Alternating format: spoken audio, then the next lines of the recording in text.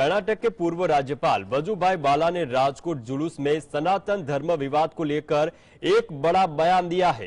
क्या कहा वजुभाई ने, देखते हैं स्पेशल रिपोर्ट में।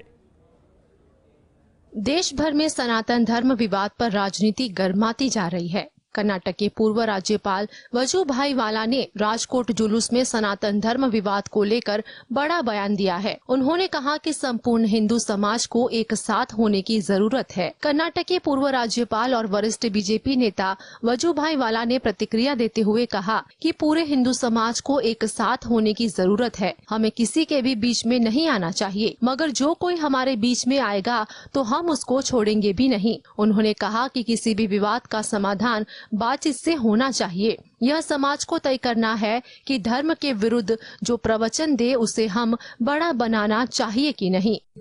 समस्त हिंदू समाज एक થવાની જરૂર છે। આપણે કોઈને નડવું નથી, પણ આપણને જે નડે ને એને છોડવા પણ નથી। हम किसी को छेड़ेंगे नहीं, यदि किसी ने हमको छेड़ा तो हम उसको छोड़ेंगे भी नहीं। वजुभाई वाला ने कहा कि अगर कोई गलती हो तो धर्मों के बीच टकराव नहीं होना चाहिए। उन्होंने कहा कि यदि कोई छोटी सी गलती होती है तो तलवार निकालकर सिर नहीं काटना चाहिए। जो भी है उसका निर्विवाद समाधान किया जाना चाहिए। अब यह दर्शाना भी जरूरी है कि आने वाले दिनों में कोई ऐसी गलती न करे। इंडिया ही भारत है, भारत हमारा देश है, हम भारत के वासी हैं। ब्यूरो रिपोर्ट जी। कृष्ण के वृंदावन छोड़ने के बाद से ही राधा का वर्णन बहुत ही कम देखने को मिलता है। कृष्ण से बिछड़ने के बाद राधा का क्या हुआ, एक दूसरे से अलग होने के बाद क्या दोनों दोबारा फिर कभी मिले, देखते हैं यह खास रिपोर्ट में।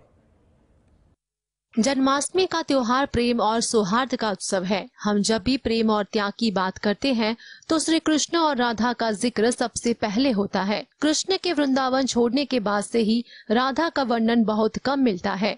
आइए जानते हैं राधा और कृष्ण की वो अनजानी बात अंदर की बात में। कहते हैं कि राधा और कृष्ण जब आखिरी बार मिले थे तो राधा ने कृष्ण से कहा था कि भले ही वो उनसे दूर जा रहे हैं, लेकिन मन से कृष्ण हमेशा उनके साथ ही रहेंगे। श्री कृष्ण के वृंदावन से जाने के बाद राधा की जिंदगी ने अलग ही मोड़ ले लिया था। राधा का विवाह किसी और से हो गया। राधा ने अपने दाम्पत्य जीवन की सारी रस्में निभाई। वो बूढ़ी हो गई, लेकिन मन कृष्ण के लिए प्रेम कभी कम नहीं रहा। आखिरी लम्हे में भगवान श्री कृष्ण उनके सामने आए। कृष्ण के दोबारा अनुरोध करने पर राधा ने उनसे बांसुरी बजाने का आग्रह किया। यह सुनते ही कृष्ण ने बांसुरी की धुन छेड़ दी। बांसुरी की धुन सुनते सुनते राधा ने अपनी शरीर का त्याग कर दिया। कृष्ण ने प्रेम के प्रतीकात्मक अंत के रूप में बांसुरी तोड़कर फेंक दी। कहते हैं कि इस घटना के बाद से श्री कृष्ण ने कभी बांसुरी नहीं बजाई। Bureau report GSTV। भारतीय संविधान के अनुच्छेद 1 में भारत को लेकर दी गई परिभाषा में इंडिया दैट इज भारत यानी इंडिया अर्थात भारत के जिस शब्द का इस्तेमाल किया गया है और कैसे भारत और इंडिया का नाम पड़ा, देखते हैं यह खास रिपोर्ट अंदर की बात में। इंडिया या भारत पर एक बार फिर चर्चा तेज हो गई है। पहले से ही संविधान से इंडिया शब्द हटाने पर जोर दिया जा रहा है। यहाँ तक कयास लगाए जा रहे हैं कि मोदी सरकार 18 से 22 सितंबर के दौरान आयोजित होने वाले संसद के विशेष सत्र में भारतीय संविधान से इंडिया शब्द हटाने से जुड़े बिल को पेश कर सकती है। इसे लेकर कई दावे किए जाते हैं। पौराणिक युग की मान्यता के अनुसार भरत नाम के कई व्यक्ति हुए हैं जिनके नाम पर भारत नाम माना जाता रहा है। एक मान्यता यह है कि महाभारत में हस्तिनापुर के महाराजा दुष्यंत और शकुंतला के पुत्र भरत के नाम पर देश का नाम भारत रखा गया। वहीं भरत एक चक्रवर्ती सम्राट भी हुए जिन्हें चारों दिशाओं की भूमि का स्वामी कहा जाता था। एक दावा यह भी है कि सम्राट भरत के नाम पर ही देश का नाम भारतवर्ष पड़ा। अंग्रेज जब हमारे देश में आए तो उन्होंने सिंधु घाटी को इंडस वैली कहा और उसी आधार पर इस देश का नाम इंडिया कर दिया। यह इसलिए भी माना जाता है क्योंकि भारत या हिंदुस्तान कहने में मुश्किल लगता है, इंडिया कहना काफी आसान, तभी से भारत को इंडिया कहा जाने लगा।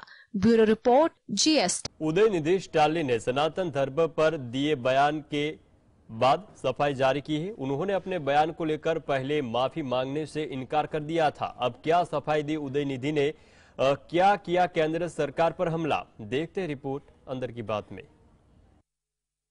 सनातन धर्म पर टिप्पणी पर मचे बवाल के बाद अब तमिलनाडु के खेल मंत्री उदयनिधि स्टालिन ने इस पर सफाई दी है। उन्होंने कहा, मेरे बयान का गलत मतलब निकाला गया है और हम किसी भी धर्म के दुश्मन नहीं हैं। इसके साथ ही उन्होंने केंद्र सरकार पर फांसीवादी होने का आरोप लगाया। उन्होंने कहा, बीजेपी ने पिछले 9 साल में क्या किया ये जनता को बताएं। डीएमके पार्टी के नेता उदयनिधि स्टालिन ने उन्होंने कहा, अमित शाह और भाजपा शासित राज्यों के मुख्यमंत्री फर्जी खबरों के आधार पर मेरे खिलाफ कार्यवाही की मांग कर रहे हैं। सम्मानजनक पदों पर रहते हुए बदनामी फैलाने के लिए मुझे ही उनके खिलाफ आपराधिक मामले और अन्य अदालती मामले दायर करने चाहिए, लेकिन मैं जानता हूं कि यह उनके सर्वाइवल का तरीका है। वे नहीं जानते कि कैसे सर्वाइवल करना है, इसलिए मैंने ऐसा न करने का फैसला किया। मैं डीएमके के संस्थापक पेरियार के राजनीतिक उत्तराधिकारियों में से एक हूँ। सब जानते हैं कि हम किसी धर्म के दुश्मन नहीं हैं। उदयनिधि ने आगे कहा, भाजपा नेताओं ने TNPWA सम्मेलन में मेरे भाषण को नरसंहार के लिए भड़काने वाला बताया। वे इसे बयान को अपनी सुरक्षा का हथियार मानते हैं। Bureau report, GSTV। प्रधानमंत्री मोदी 20वें आसियान भारत शिखर सम्मेलन और 18वें पूर्व एशियाई शिखर सम्मेलन में हिस्सा लेने के लिए जकार्ता पहुंचे हैं। आसियान भारत शिखर सम्मेलन में प्रधानमंत्री ने किस मुद्दे पर की चर्चा, देखते हैं यह खास रिपोर्ट में।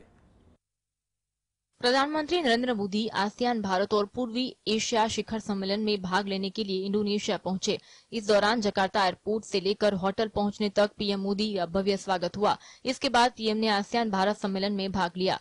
आसियान भारत सम्मेलन में शिरकत करते हुए पीएम मोदी ने कहा, हमारा इतिहास और भूगोल भारत और आसियान को जोड़ते हैं। साथ ही साझा वैल्यूज, क्षेत्रीय एकता और साझा विश्वास भी हमें आपस में जोड़ता है। आसियान भारत की एक्ट फर्स्ट पॉलिसी का केंद्रीय स्तंभ है। पिछले वर्ष हमसे भारत आसियान फ्रेंडशिप ईयर मनाया था। आज वैश्विक अनिश्चितता के माहौल में भी हर क्षेत्र हमारे आपसी सहयोग में लगातार प्रगति हो रही है। यह हमारे संबंधों की ताकत का प्रमाण है। आसियान मायने रखता है क्योंकि यहाँ सभी आवाज सुनी जाती है। वैश्विक विकास में आसियान की अहम भूमिका है। 21वीं सदी एशिया की सदी है, हम सब की सदी है। इसलिए आवश्यक है कि हम एक rule based post COVID world order का निर्माण करें। इस वर्ष की आसियान समिट की थीम है ASEAN matters, epicentrum of growth. ASEAN matters क्योंकि यहां सभी की आवाज सुनी जाती है, और ASEAN is epicentrum of growth क्योंकि वैश्विक विकास में आसियान क्षेत्र की अहम भूमिका है। नई दिल्ली से रवाना होने से पहले मोदी ने कहा कि भारत और आसियान के बीच व्यापक रणनीतिक साझेदारी ने नई दिल्ली के साथ समूह के संबंधों में नई गतिशीलता ला दी है। Bureau report, GSTV।